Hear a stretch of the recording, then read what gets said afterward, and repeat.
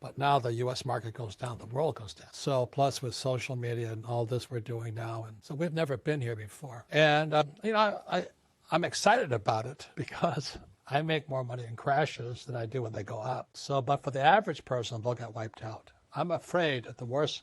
I hope I'm wrong, but I think we're heading for a global depression. Global depression? Yeah. What does that look like? Depression. I mean, people are depressed. The economy stays down. It's hard to come back up. And now the good news is that for those who are prepared for it, like you and things like this, you'll do better. See, not everybody dies in a plane crash. Some plane crashes. But the last crash in 2008, I was on Wolf Blitzer's program 6 months before Lehman Brothers went down. And I said Lehman was going down. And nobody listened. But it went down. And so I've been expecting this market to go down for quite a while. And I'm concerned about my fellow human beings. But as you know, most Americans are clueless. They don't know what's going on. But if you travel the world, I just got back from Africa and China and Japan and New Zealand. People are scared.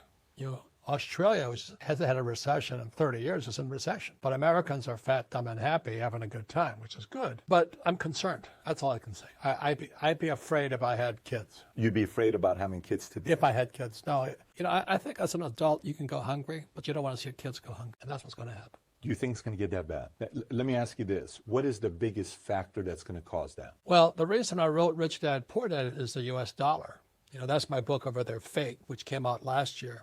Fake money, fake teachers, fake assets. And the U.S. dollar is fake. Never in the history of the world has any fake money ever survived. And we're doing the same thing. We just keep printing this money. And when I wrote Rich Dad, Poor Dad almost 25 years ago, people said I didn't know what I was talking about.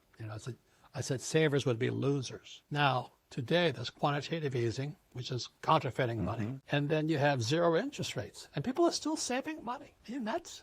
They just printed, I think, $500 billion in September of this year because the repo market is going down. And the average guy goes, well, what's the repo market? They don't know. So that's why it's fake money, fake teachers, fake assets. Our education system, it has been my rant forever. Why don't we teach people about money? Why is it? We all use money, but we don't teach people about it. So that's why I'm concerned. And I wrote this book, Who Stole My Pension? It's already sold out. But I wrote Who Stole My Pension because was the reason I wrote Rich Dad, Poor Dad.